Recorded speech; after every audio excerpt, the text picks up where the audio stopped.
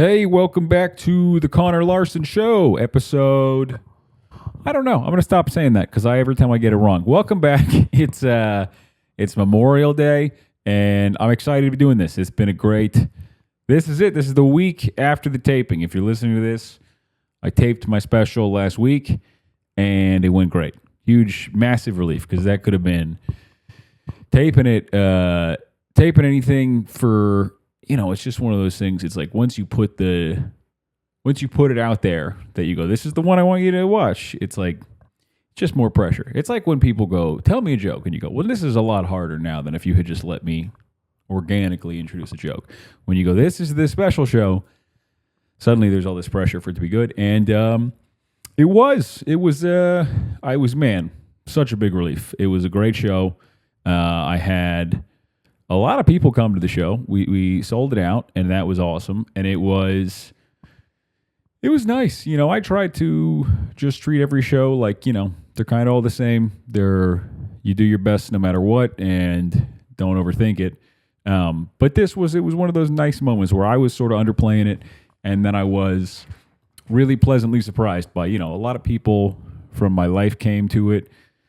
A lot of people I've known in the past, people I didn't expect to come. My buddies from my old gym, my buddy Paul was there. A lot of people who I know from the comedy business who are very busy. I didn't expect them to come, and they made the time to do it. And it was just a very, it's one of those nights where you feel good. You feel like you got a community. On the show, I had my buddy Sean Griffin, very funny, and then Aaron Weber and Dusty Slay, that was perfect. That was the two, because those are the two guys. Aaron and Dusty are the two, they're my great friends. They've both been, they were in my wedding, and, they're my real human friends. But also they're probably the two guys who've helped me the most in comedy. And so it was nice to, just a nice full circle moment. They both did a great job. That's the other thing too. It's nice to have guys where you're like, well, they're gonna crush it. I'm not worried that they're gonna do something crazy and the tank the show. If anything, it's like you got to follow that and make sure. If anything went wrong on the show, it would have been my fault. That's what that's what you do when you have Aaron and Dusty before you go. If something goes wrong now, it's because I did it. And then the crowd was hot. It was a great show, and yeah, man, it's a big relief. This week, I'm just talking about comedy again because I feel a little guilty doing it. It feels a little presumptuous to just talk about myself and assume that you guys want to listen. I do want to try to stick to the deep dive format where I hopefully learn something interesting and present it in a way that you want to hear about it. But this week, man, just been very busy following up on the special. Now we got to edit it and get it into all that stuff. I've been a little sick. My dad's been in town. I think it's important that when my parents are here, I try to be present and hang out with them because, all the stuff with your parents, they're getting older. You got my dad, boy, does he love to remind me of that. My dad's the king of 20 summers left. And you're like, you've been saying that when you were 38. What are you doing? But we had a great time. And he was at the thing. It was he sat with some of my friends, and I was talking to them, and they were like, oh yeah, he was tense until the show. Once you could tell the crowd was going great, he was great. But he cares, and he cares so much that he, used to get banned from my childhood basketball games because he would literally get behind like a stanchion, like a pillar, and he'd be like, and the other parents would be like, hey man, your team's down 20 and these kids are 8, so maybe don't. It's not really the NBA finals, but it's just his way of showing he cares, and it was very funny. But yeah, man, I was so pumped. It was big relief. You want to tape something. That was my 10 years in comedy was this May, which is crazy because I'm only 19. But no, it was it was a great show. I'm glad I did it at Zany's. I'm glad I did it with my friends. I'm glad it went well. And yeah, I'll be putting it out sometime soon, and I hope you watch it. But yeah, it was just very fun, very comedy focused weekend. So I didn't deep dive. I got some cool episodes coming. I've been doing the research, but I was just like, I haven't done enough research to make a compelling episode. So I'll just talk about, you guys were all very nice and seem to enjoy the comedy episode. So hopefully a little more of that is fun. But yeah, it was fun. I've been a part of a few special tapings as like the opener or, just someone helping it function. And it's a different perspective when you're the one who has to tape. You know what I mean? Stuff that I used to be like sort of like, what's what's the big deal? But I could see how you could stress ball about it. Especially because this was one show. This was one. A lot of people will do like a tape the whole weekend. They'll tape all the shows and they'll splice it and they'll do all sorts of stuff, and you got to wear the same shirt so you can, if you like, take two. But this was none of that. This was, we got one show. If this show stinks, it's going to be tough. It's going to be tough to put this out. So I was very happy that it went well. And it's fun. I tried to avoid, I'll be honest, I did sometimes I would get hired to like be the opener on a guy's special and I don't know the guy. And that's a weird thing because you're like, this is your big, culmination. This is like an album for a band. And you're just going, just have whoever open. I remember I did one gig. So they did it. This is how they did it. They wanted to do the whole show and then drop checks. Because as a comic, when they drop checks, it just is a nightmare. No matter what, no matter how good you are, suddenly there's no better way to distract an audience than to suddenly remind them that this cost them a bunch of money. So there's always a point in a show when you're headlining where they drop the checks and it just disrupts the whole room. And a lot of it too is crazy because, with a lot of these things, it's like the people come into the show, they get your credit card. You now can't steal. If they got your credit card, let them leave. Let them walk out of there. Let them do, but they go, no, we have to. They got to sign for it. They got to do whatever. So I did one show where they said, you're going to go out, do 20 minutes. The headliner's going to do a show. And then you're going to go back out and just do jokes while these people fill out the checks. So the guy finishes the show, good night. They turn the house lights on. And then they just send me out there and they go, just do joke. As if I was like ambient music. I'm just like, literally every time I told a joke, a table would get up and leave. And it was because they had finished filling out their check, but it felt like a nightmare. It felt like an actual, like you're being accused of murder nightmare. Because literally on cue, I would tell a joke and a table would get up and walk out. So it just looked like I was bombing as hard as anyone's ever bombed. It almost looked cool. That's how hard it looked like I was bombing. And my now wife was working at the club at the time, and she was laughing so hard because it just looked. And another thing, 20 people leave, and I think at one point I was talking about like how I felt like I had the power to. I was like, I can clear this whole room out. This is pretty incredible. But yeah, even those gigs are pretty. It's funny. I was thinking about just because 10 years is a long time. All the horrific gigs that you just kind of. That's what's, I think, hard to explain to people who don't do comedy. And maybe this is just me, but like after a while, a lot of people love to be like, I could never do comedy. And you want to be like, you can get used to anything. Like it's really not.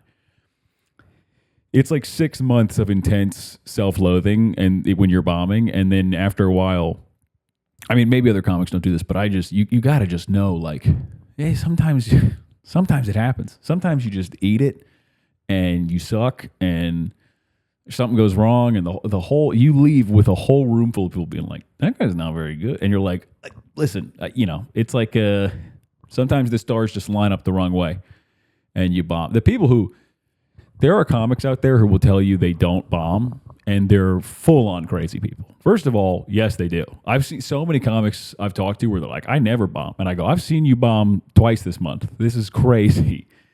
And second, it's like, it just...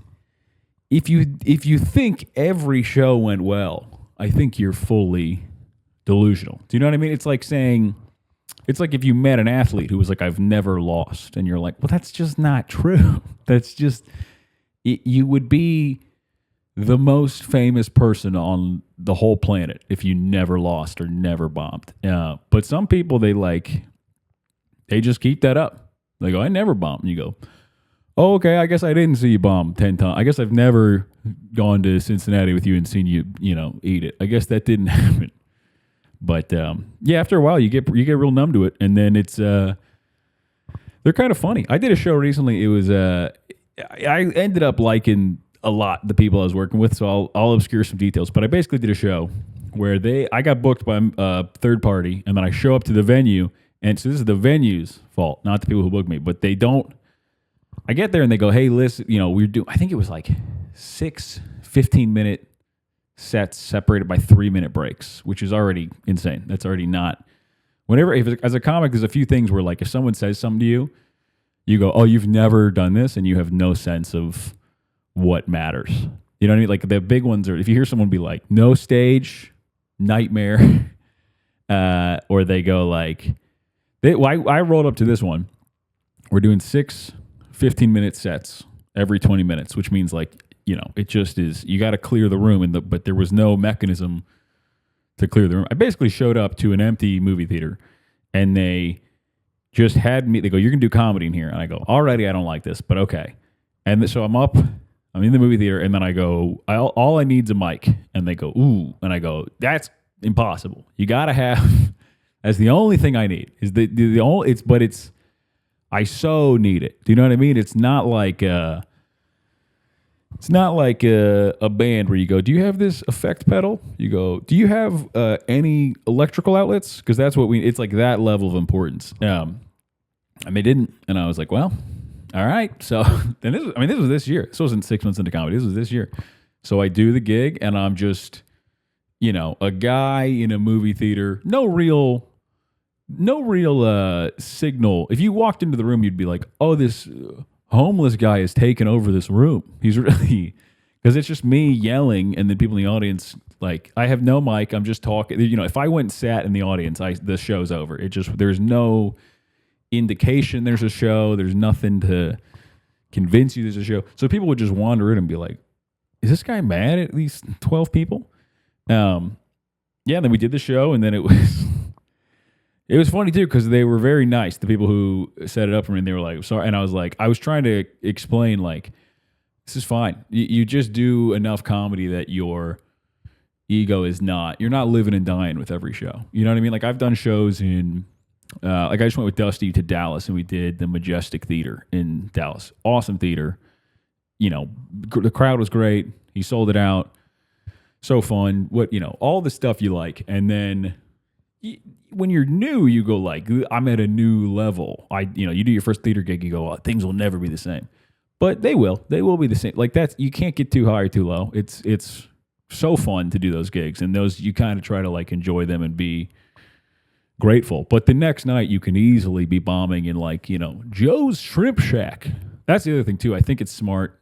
Just keep taking every gig. A lot of the comics I really like, Aaron and Dusty are like this, where it's like, you're still taking the crazy gigs. Someone will be like, you want to come do and then they just describe what is about to be a bloodbath of a show. And you still do it because it's fun to do. It's fun to do comedy. And if you don't get sort of, the comics I see who seem bummed out on the road are like guys I'll meet who live in LA or New York and come to Nashville, and they're like, they'll be like, they'll do the show at Zany's, and someone will be like, hey, there's an extra show. You want to go pop over next door or something, like a showcase, do 12 minutes. And they're like, I don't really, how would that look? And you're like, to who? To who? No one, nobody cares. This is just a fun thing to do. You can work a material, you're not living and dying with every show. So it's funny too. I think it's smart to kind of like, you can kind of break yourself early. You can really get to a place where you go, I have to stop living and dying with every show. Early on, I got taken to do a show. So I'm a Nashville comedian. Anytime you get a road gig, very exciting, especially early on. That's how you feel like, okay, I'm doing stuff. So I get offered this gig. They go, it's at a brewery, which is there's tons of brewery shows. And usually they're good. They're fun. I hate the beer. I hate craft beer. I can't tell you. I did Sisyphus Brewing recently in Minneapolis. Awesome little comedy club. And the owner, he was the man. I really liked him. But, man, I just want to drink crappy beer. I just want to drink Miller Lite. Do you know what I mean? So I think it's my buddy. I think my friend Rob Wentz. Rob Wentz, I think, has a joke. But the only thing I can't remember. I'm going to butcher his joke. Forget I said he has a joke. But basically the idea was like, the only thing that matters with beer is just the temperature. I don't care. I hope it tastes like nothing. I hope the taste is cold. That's all I really want to taste.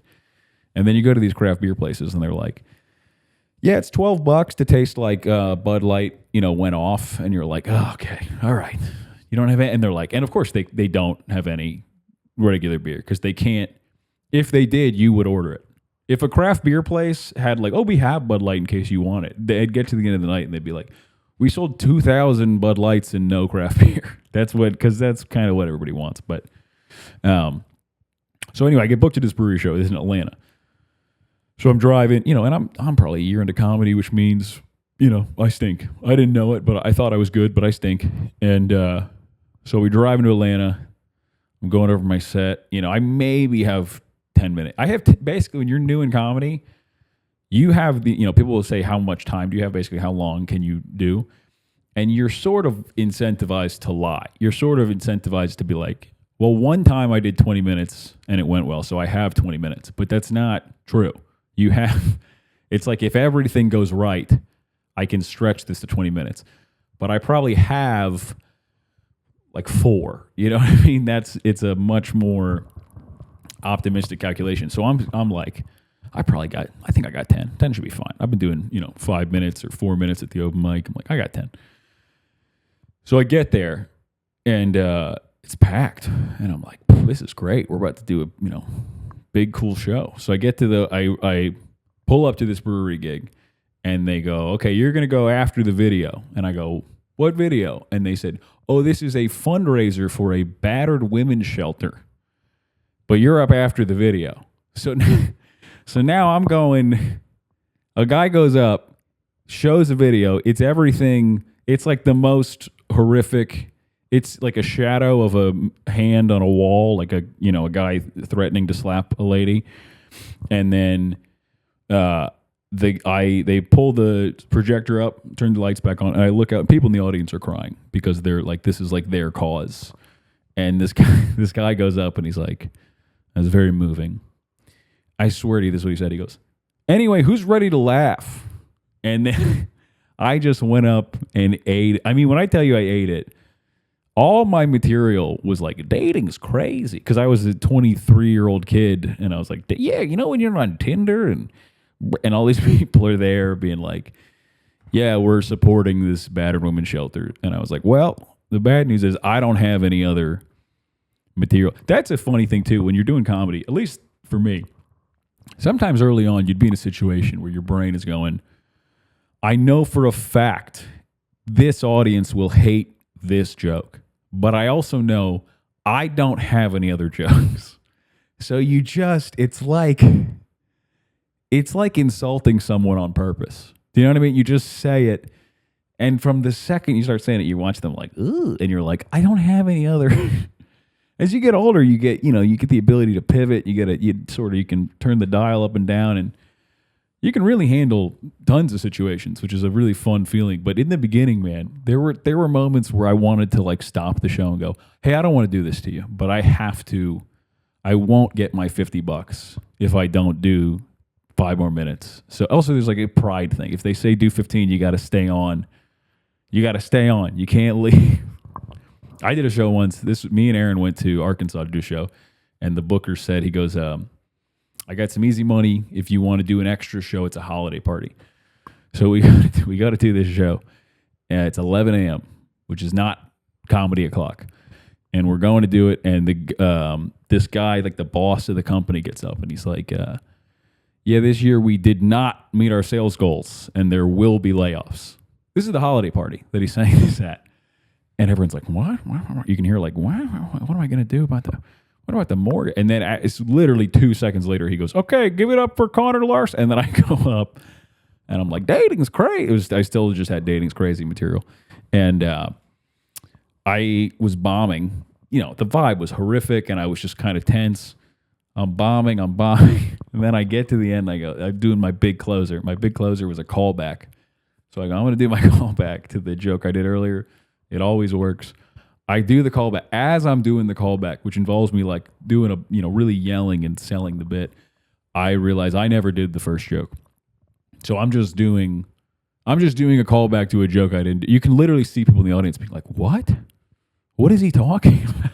And that was a great gig. That was and then you're driving back. Like, that's the funny thing too. Some of these bad gigs you do, you drive back 10 hours with just that feeling of like, what did I just do? I just drove 10 hours to feel awful so I could drive 10 hours back And then people would always be like, well, at least you made tons of money, right? And you'd be like, absolutely not. I made no money. It's one of those jobs like, they say like you got to be, people in like bands and stuff, they're like, you got to be delusional enough to not realize what a crazy idea you're pursuing.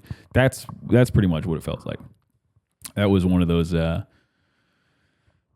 gigs. I mean, it's funny too. You go to these places where like you just ended up, and like maybe this was just, I don't know. You don't have to do it like this, especially now comedy. You can do social media. You can just kind of skip all this. But I really enjoyed, again, Dusty and Aaron. I mean, early on, a lot of people, but specifically those two really hooked me up with a lot of road gigs where you would go to like places I never would have seen otherwise. You know what I mean? Like, Egg Harbor, Wisconsin. Shout out Egg Harbor if you're if you're up there. But you would do this. It was this great. We did this resort gig where it was like, it was awesome if you went in the summer, but I went in January. So I just drove up from Nashville to Wisconsin in January to do this show for, whoever is at a vacation lodge in January in Wisconsin. I remember there was like nobody there. And the guy goes, the owner, the maitre d', whatever, a waiter who was also the host of the show, wasn't going to do any jokes, but was just going to be like, give it up for this guy. He goes, do you have any credits? Which is, do you want me to say something when you bring you up, try to make you seem cool? And I was like, no, I'm okay. And I had some credits. Even then, I had a few things I could have said like, hey, well, Comedy Central's roast battle or something. But I didn't. I was just like, I don't need it. I don't really care about that stuff. So I said, no, it's okay. And then he goes up, and I swear to God, he goes, okay, guys, I was a replacement for this gig. I had gotten it like a few days before the gig. And he goes, okay, guys, we were supposed to have so-and-so who's done this and this. And he listed all the guys' credits. And then he goes, but instead, we got Connor, who just, like, as if I had come, taken off my apron in the kitchen to do the material. And that was one of those ones where you're like, hey, man, if I had known you were going to do that, I would have said, I didn't think you were going to read them, or I would have given you the credits, But yeah, there were some tough gigs. I remember I did one. I told you guys about Peoria. That was a tough one. One time we were supposed to, I did a lot of casino gigs for a while. I used to open for Rodney Carrington, who was a great guy, great boss. And the gigs were fun because you're getting to do big gigs. It was the first time I had done, comedy. We did like 50 weeks one year. I remember I spent Thanksgiving at a casino in Reno because we were doing shows. And I'll tell you what, that's a very specific demographic. When you do shows at a casino in Reno on Thanksgiving, you're like, who's in the audience tonight?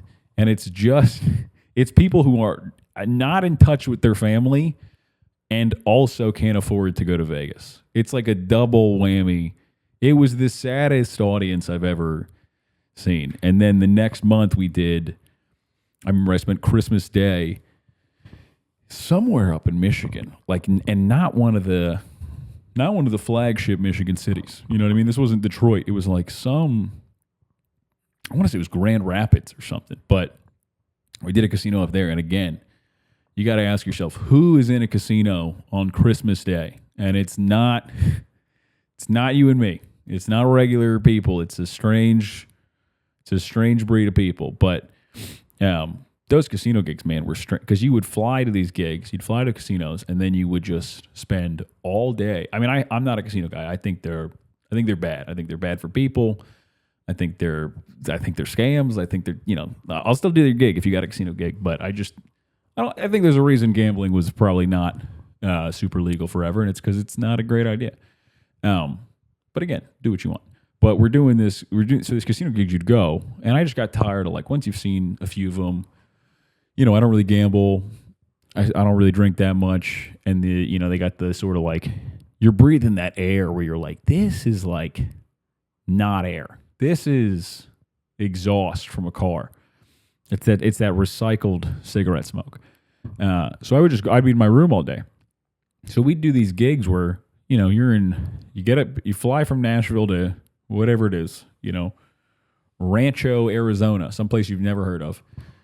And then you're in the casino all day, just seeing. I remember I saw an old lady who said, "I just want to win enough money to pay for my root canal," which was a tough. That's one of the most depressing things I ever heard. And then, so I would spend the whole day in the hotel room, and then you'd go to the gig. So the first person I talked to all day would be, 2,000 people in a casino theater, and you would just be like, "What is this doing to me?" You know what I mean? Psychologically. I remember I was dating my now wife at the time, and we'd be gone like Wednesday to Sunday. So there was like a few weeks in a row where I kept being like, "Do you want to go out on Tuesday?" And I remember like the third or fourth time she was like, "What's with the Tuesdays? What, you got some sort of weird..." I think she thought I had like a second family or something, because she was like, "How come we're going out every Tuesday? This is strange." But yeah, I did one of those gigs where like, I remember I was doing a gig in a casino, and I was doing okay, but I was bombing in one part of the room. And when you're doing, as a comic, you're always trying to like, you notice stuff. You can feel the audience. And so I was like, well, this doesn't make any sense. I'm doing fine here. I'm doing good. This is a good show. And then this whole section hates me. Like, did I insult, their family in some way? I was really trying to figure it out. And I got off stage, and I was telling Rodney about it. And I was like, weird crowd. And then he gets off stage, and he's like, yeah, they were weird. So I felt good. I was like, okay, this guy's a pro. He's been doing it forever. It's not just me. And then this guy from the casino comes in. He's very like cheerful. He's like, hey, great shit. Which you could threaten to, you could be like, I'm going to jump off the front of the stage, and they'd come back and be like, great show. I don't think, they're not really evaluating it. But he was like, great show. He goes, I hope you enjoyed the tourists. And I was like, what? And he goes, yeah, we sat like 400. There's a tour group from Germany here of 400 German tourists, and we gave them free tickets. It wasn't German. It was like something where they clearly didn't speak English. And I go, hey man, in future, just my 2 cents, don't seat a whole block of non-English speakers in the comedy show. That's actually completely insane. And he was like, oh, why? They seem to enjoy it. And I was like, no, they didn't. I don't know if you were out there. I think they hated it. But yeah, those were strange gigs. We also did David Copperfield's theater out in Las Vegas. And, David Copperfield, man, magicians kind of, not for me. Don't like it. I don't think they're mystical or evil or anything, but it's weird. I find it to be odd. But David Copperfield was the weirdest thing I'd ever seen. We never met him. He was gone. They were like, yeah, he's on his island. They said because we were there for 10 days, 10 shows, 10 nights.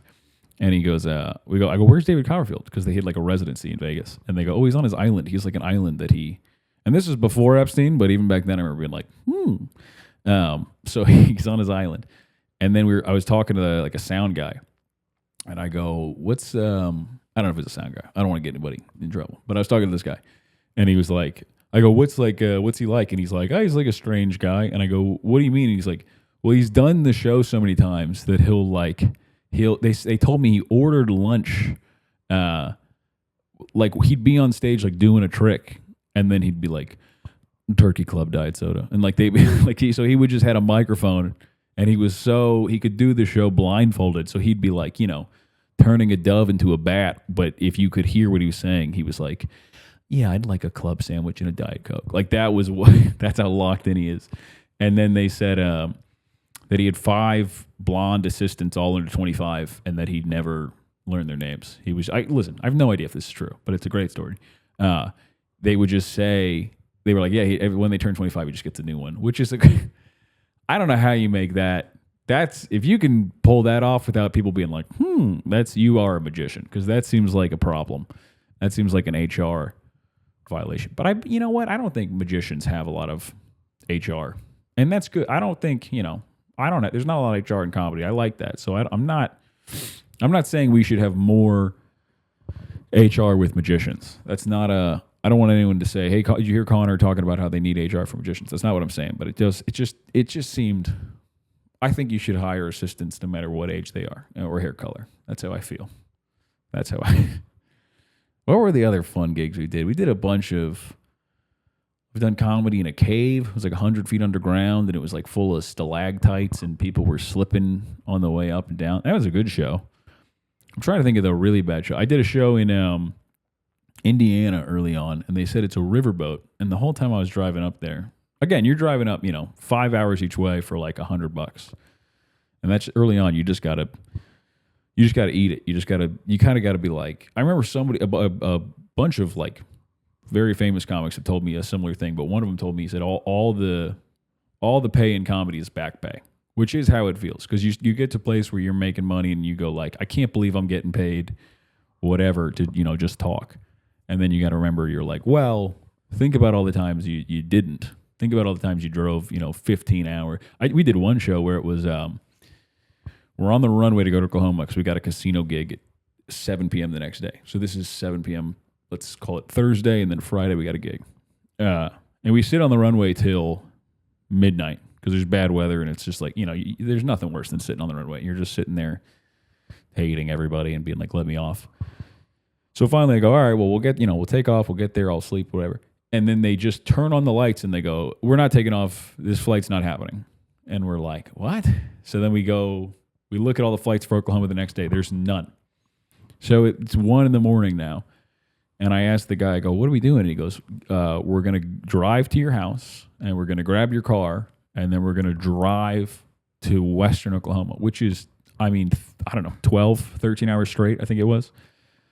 So at 1:30 in the morning, we take off for 13 hours. So we get there at like 3. And I drove the whole time. I drank so much coffee that when I got there, I couldn't sleep. So I just stayed up. So I had been up for like 40 hours or something crazy. And then you just get on stage and you're like, what the? But there's they talk about stage health where when you get on stage, you get sort of an adrenaline. I don't know if it's adrenaline because it doesn't feel like, I used to play sports or box or stuff. That feels like adrenaline where you get off and you're like, but it's something about comedy where you just lock in. I've been really sick before shows, or really, had a, like, I don't feel like doing this. And then something about doing it, it's a very nice, like, safeguard. Cause there'll be shows where I'll be like, I'm whatever. I got the flu. And then you walk on stage and you're fine. And then it's funny, you get off and it's almost like you paid a price. It's almost like you're now much sicker. I can't tell you the amount of times I've talked to other comics where it had this, where you finish the last show of the weekend, like Sunday, and then you get as sick as you've ever been. And it's like it is like your body's being like, all right, I'll hold off on this, but the second this is over, you got to pay me back. I did a show with Aaron last year. We did a corporate show in Dallas, and I was so sick that I lost my voice, like literally I was supposed to do whatever it was, 20 minutes, and at like 19:58, like I'm literally being like, thanks, good night. My voice went, thank you, like just out. And then the whole flying back the next day, couldn't talk. And then I was in bed for like a week. And I don't really get sick. The only time I get sick is on the road. Yeah, that was like that felt like a movie, because if I had to do 5 more minutes, I would have had to just tap out. And there's nothing worse than being just like, that's the funny thing too. Comedy is one of those industries where there's more people who want to do it than there are spots, right? So you really can't turn down shows. At least, that's how I feel about it. And that's how you really cannot turn down. Even, I know a lot of comics in similar positions where their wives or girlfriends will be like, why are you doing this horrific gig for no money? Because people will be like, hey, I got a show. It's like in a shrimp museum. And so we're going to show 50 types of shrimp. And then we're going to watch a Japanese movie. And then you go up at the end and do 20 minutes and there's no money. And you're like, well, I got to take this. And it's just that mentality. Because early on, you do have to take it. Early on, reps are so valuable. But then you're 10 years into a comedy career and you got to tell your wife, like, hey, they're closing the Dairy Queen. They need someone to close out the show. The Dairy Queen on Nolensville Pike is closing, and an unaffiliated man would like someone to stand in the parking lot and do 10 minutes. And you go, I can't turn this down. What am I going to... It takes a while to get out of that. I must do every gig no matter what. And it's, I still would argue that you're better off doing the gig unless it's going to really complicate your life. But yeah, we did some, I lost my train of thought. I got so excited thinking about doing a closing a Dairy Queen gig. But yeah, there's so many where you're like, when you're sick on stage. I remember early on I got offered, that's the other thing too, where you don't know what everything feels like. If you do this, the next day you'll get a call to co-headline with Seinfeld. That's like, you just don't know how many gigs you're going to need to do. So you think everything's a huge deal when you're like a new comedian. And I remember they offered me, they were like, you want to drive to Raleigh, North Carolina to host. I guess I was featuring at the Improv with my roommate who was also a comic, and he was going to host. And we were collectively going to make $300 to drive 16 hours and do 7 shows or whatever it was. Maybe we made a little more, but it was, maybe $600 collectively or $800, but not $1,000. I'll tell you that. And so we go, yeah, of course I want to. This is it. This is my break. This is going to be, which, looking back, you're like, nothing's going to come of this. The people who see you at the show might forget who you are, let alone the entertainment industry at large is not going to go, who did the Raleigh? So we go, yeah, absolutely. But what we didn't tell the booker was like, hey, we both have like the tropical flu. We both have a disease from like a book you read about. I mean, we were so sick. I remember I was so sick that I woke up and my eyes wouldn't open, and I was like terrified. And then I went to the doctor, and they were like, oh yeah, if you get your sinuses infected enough, mucus will start to come out of your eye. I'm sorry, I know that's gnarly. I hope you're not eating in this, listening to this. But yeah, so that's it. So anyway, we go, yeah, let's do the gig. So we're driving. I mean, it was so funny. I wish we had a dash cam pointed inwards, because the whole drive we're like, ugh, ugh. I mean, just like so sick. And then we get there, me and my old buddy, and we, that's when you meet the headliner. You're in the green room. The headliner comes in. You're like, hey, nice to meet you. But he walks in and he's like, who are these sick boys who have broken into my green room? Who are these 2 sick Make-A-Wish kids whose wish was to feature and host in the Raleigh Improv? And so I remember he was like, what are you doing? And we were like, what? And he was like, you guys are so sick. I'm going to get sick. Like, what are you doing? And I was like, well, you can't turn down and he was like, yeah, you should have turned down. This is worse for you. Like, I now don't want to be in my own green room. I'm annoyed with you.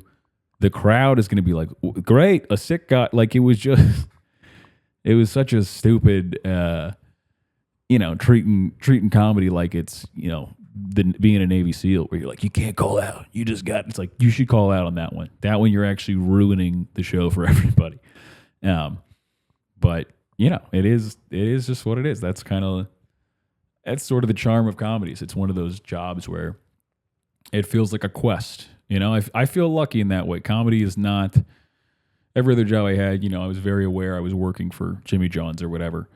But comedy, you're working for you, so you can justify a lot of stuff, and you can kind of you can put up with some stuff that you would otherwise be in. If a job asked you to put up with this, you'd be like, this is abuse. But because it's your quest, you can kind of be like, no, this is cool. I'm driving. I remember early on, I would, especially like newer comics, I would get offers to go like headline in Little Rock, which is, 5 hours away. And if a new comic told me, like a guy I met at an open mic was like 6 months in, my very funny friend, Kyler Finney was like this. He wanted to go do the road. And I was like, I'm going to take him on the worst possible road gig I can imagine. That's like the worst, because 5.5 hours is like the limit of like, we're going to drive there today and then drive back tonight. And I would bring him to do like a horrific gig. Like I remember we go to Little Rock and he's supposed to bring me up, and the DJ, by the way, most clubs don't have a DJ. They have a sound guy.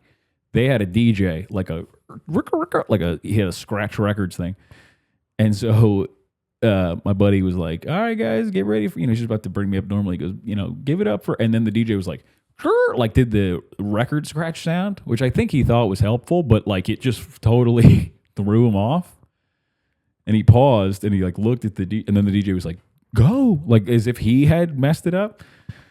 And then you just walk up to like dead awkward air. And it was such a great, it was like exactly the gig I wanted to give to him, to be like, do you want to do this? Because it's not always that fun. And he was a champ. I don't think that was one of the things I always liked about him. He's not dead. I'm talking like he's dead. He's still my buddy. But I did like that about him early on. He never didn't complain. Just was like, yeah, 11 hours for no money. And, if 11 hours for $40 to perform for this surly crowd who got free tickets, absolutely. And I think those gigs, they certainly make, the gigs you do at theaters for a really good audience who's paying attention, they make them feel a lot more fun. But yeah, it was great, man. I hope, again, I feel a little bad. I'm not doing a deep dive this week. I'm sorry. Life got busy. I'll be back next week with a deep dive, and it's going to be a hot one. It's going to be great. I got some gigs coming up in June. I got some fun gigs. I'll be with my buddy Dusty at the Comedy Mothership in Austin, June 19th through 21st. So if you're in the area for that, come to that. Those will be great shows. I think a lot of them are sold out, but there's a few left. And Dusty's new material rules, and it's going to be a great show. So come on out to that. I got some other stuff.